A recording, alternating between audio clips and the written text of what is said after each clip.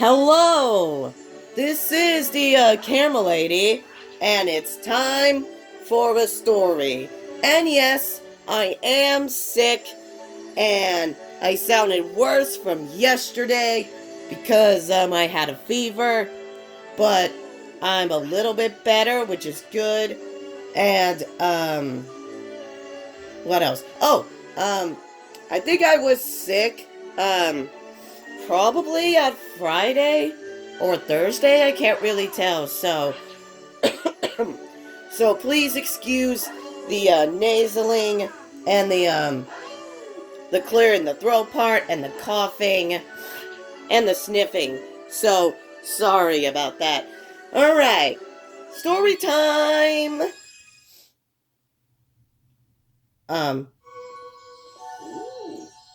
Look at all the Loomers. And Mario was shocked about that. Yes. And that took a really long time to load from when I went to the library. The Celestial Duo. This is chapter 1. Our story begins a very, very long time ago with a young girl. One day, this girl spotted a rusted spaceship holding a small star child. What's your name? Are you lost? The girl asked the star child. I'm Luma, and I'm waiting for Mama. She's coming for me on the comet, said the star child, who had been waiting day and night. Don't worry, I'll wait with you, the little girl promised Luma. At nightfall, the little girl borrowed her father's telescope and peered into the sky. She looked and looked, but she saw nothing. Hours turned into days, and then years, but still the sky revealed nothing. Finally, the little girl sighed and said to Luma, If we stay here looking much longer, I'll be an old lady soon. But then she had an idea. Why don't we go out there and find your mother ourselves? The girl and Luma fixed up the rusty spaceship, and then the two set sail into the starry sky. And this is how the search for the Celestial Mother began. Chapter 2, Starbits. Holy crap, okay. Days passed with no sight of the comet or even a single planet. Instead, asteroids extended for as far as the eye could see. Sorry. If I had known it was going to take this long, I would have packed more jam, said the little girl above the rumble of her belly. Before they left, she had packed all the ancestrals: telescope, butterfly net, stuffed bunny, bread, milk, jam, and apricot-flavored tea. But I forgot to bring water! As this Luma burst into gales of laughter, and the girl began to pout. As long as I have Starbits, I'll be fine, said Luma. Want some? The little girl couldn't stay mad after hearing this. Luma continued to laugh, and the girl couldn't help but join in.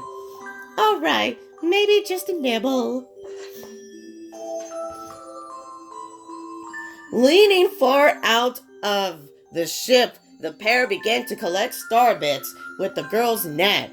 They almost fell out a few times, but they kept on collecting. The Starbits tasted like honey.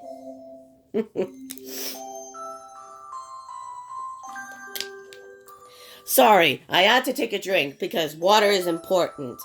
Chapter 3, The Comet. A beam of light pierced through the ship's window, thinking it was the morning sun. The girl peered through the window, only to find a turquoise blue comet shimmering at her. The little girl shook the sleeping Luma awake and shouted excitedly, "We have to get to that comet!" The pair descended on the comet and found that it was made of ice. They looked high and low, but Luma's mother was nowhere to be found. Exhausted, the little girl sat down with a flop, utterly unable to take another step. "Look!" Peering down at the icy ground where Luma was pointing, the girl suddenly noticed clusters of starbits encased in the ice. "Pretty good, huh? Finding starbits is my specialty," said Luma, beaming. "There's ice here, but it's so warm. I'll bet there's water here too." The two decided to stay on the comet for a while. Riding the turquoise comet, the pair continued their search for Luma's mother. Chapter 4. The Dream. One night, the girl dreamed about her own mother. "Where are you going?" she asked her mother's retreating back. Without turning, her mother replied, "Don't fret, dearest. I'm not going anywhere. I'm always watching over you, like the sun in the day and the moon in the night." A wave of sadness washed over the girl. "What about when it rains and I can't see the sun or the moon?" Her mother thought for a moment before responding. "Ooh, Mama, I will turn into a star in the clouds and wait for your tears to dry." Sorry. When she awoke, the girl's face was damp with tears. "You have starbits in your eyes," said Luma to the girl. Wiping her face, the girl replied, "These are tears, not starbits. I'm crying because I'll never see my mother ever again." At this, Luma began to cry too. "Mama, Mama!"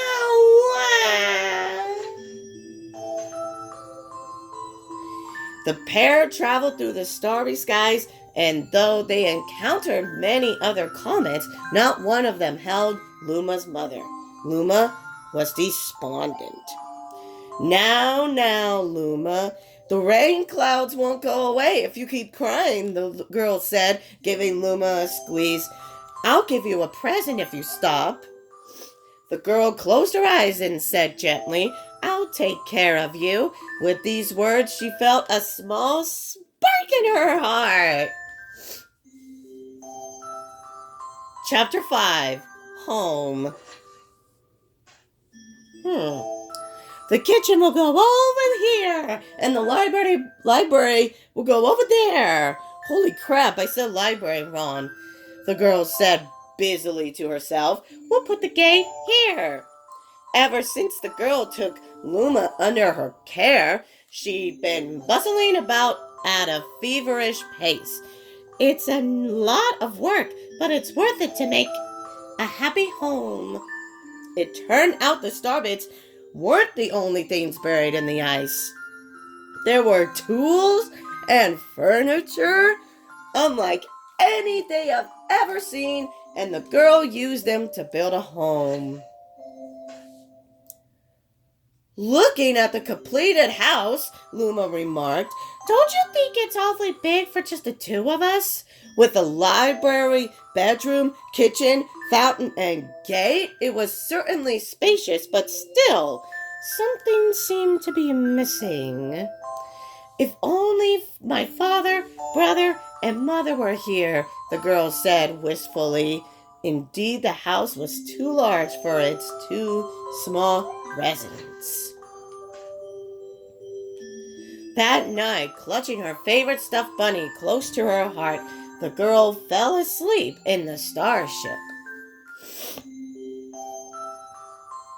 Chapter 6. Friends.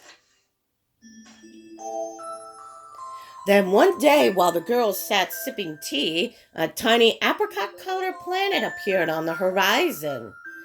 From the planet, another Luma of the same color emerged. "Do you two know each other?" the girl asked the two Lumas gleefully. Despite the girls' excitement, they seemed uneasy. The two Lumas neither drew closer nor backed away from each other. Instead, they just stared. Then one Luma broke the silence. "My mama." At once, the apricot Luma parroted back, "My mama, my mama, my mama, my mama." The two Lumas began to dance around the girl frantically, and neither showed any sign of stopping. The girl was so charmed by this adorable scene that she couldn't help but laugh, and that's when something very strange happened. Aww. Suddenly, more Lumas began to pop out from the apricot planet. They were different colors, but they all shouted the same thing. "My mama! My mama!" The sight of all the shouting Lumas only made the girl laugh harder. "What am I going to do with all of these children?" The Lumas just stared blankly as she doubled over laughing. "I guess we'll have to name each and every one of you." Tomorrow, once she had finished naming them all, she would begin moving all the Lumas into the new house. Yep. Sorry. Chapter 7, The Telescope. Ooh. After seeing their 100th comet, a sudden thought popped into the girl's head. "I wonder if my home planet is still as blue as it was." That's when she remembered her father's telescope. Peeking into the telescope, a tiny blue dot floated into sight. It was smaller than a star bit. How strange! It's so far away, but it feels so close. Oh my crap! Oh no! She twisted the knob of the telescope and the blue dot grew until she could make out a grassy hill dotted with flowers. It seemed very familiar to her. Zooming even closer, a terrace on the hill came into view. "I used to go stargazing there when I lived on my home planet." Oh, I forgot about this part.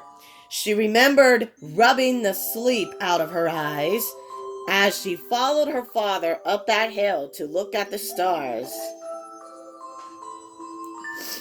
She remembered how she and her brother would sled down that hill. She remembered having picnics with her mother on that hill on the bright and windy days. And you'll never guess what happened.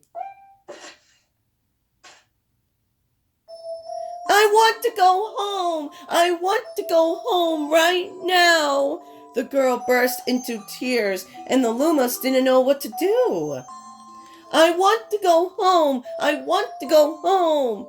Wait, sorry. "I want to go back to my house by the hill. I want to see my mother." The girl was shouting now, her face wet with tears. This was the saddest moment ever. "But I know she's not there. I knew all along that she wasn't out there in the sky because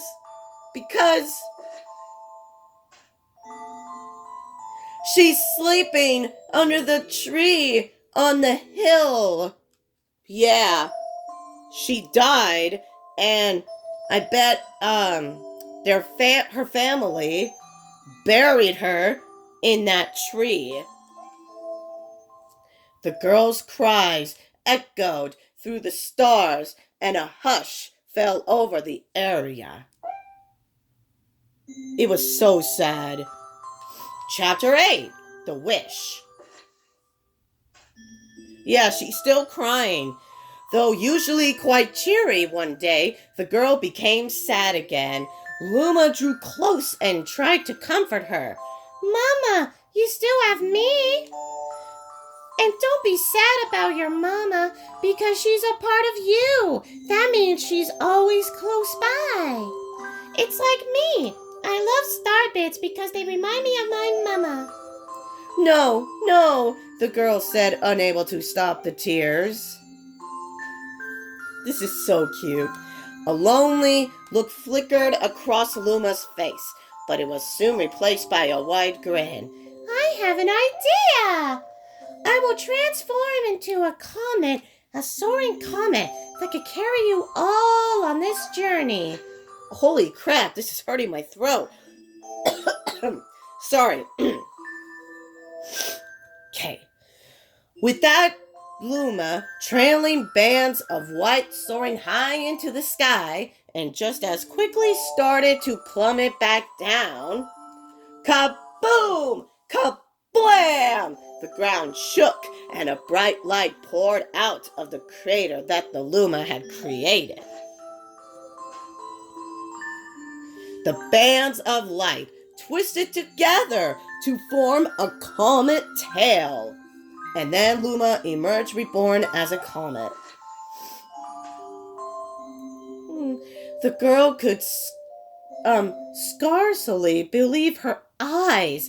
But how? She kept asking. Our destiny as Lumas is to transform into different things, said a red Luma who had suddenly appeared. Stars, comets, planets, we can become all of these things. When I grow up, I want to become a star that makes someone special. Wait, hold on. Let me start that part again. Hold on, let me take a drink.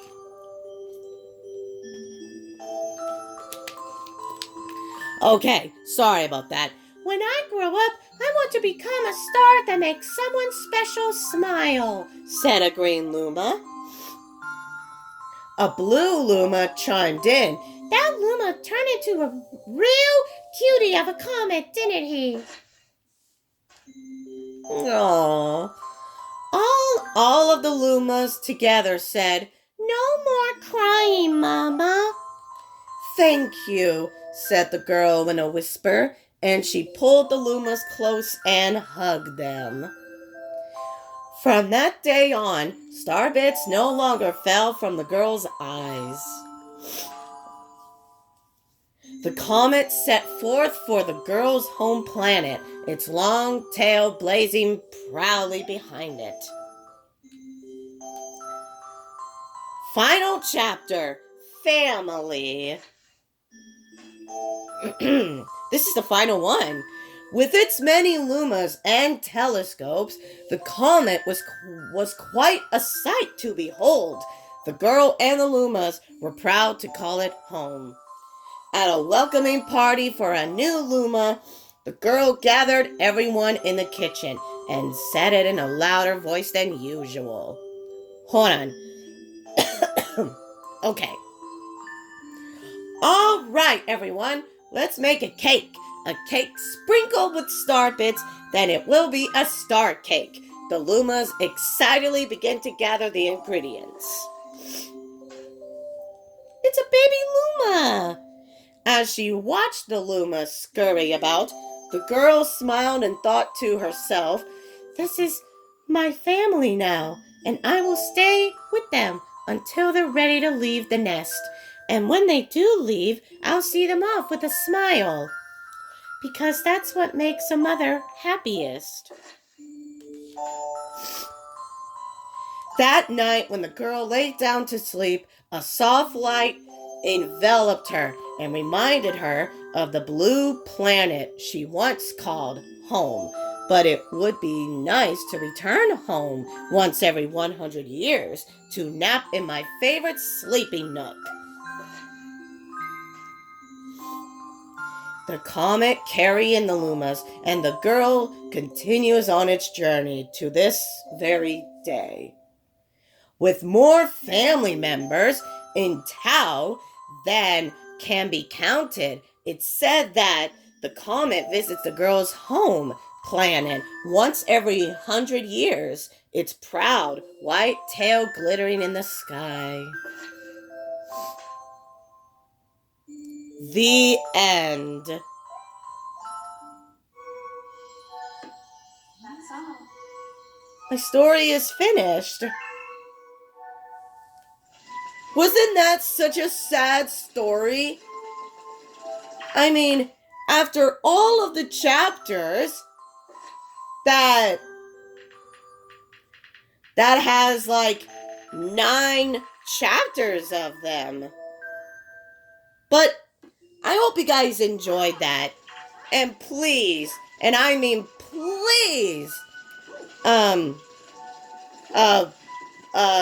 give us some, give me some, love and support for my sickness, including DLR and the rest, because they're sick too. So, this is the Camera Lady saying, see you next time, and that's why I am gonna go rest. Bye-bye. Love you all very much. Mwah.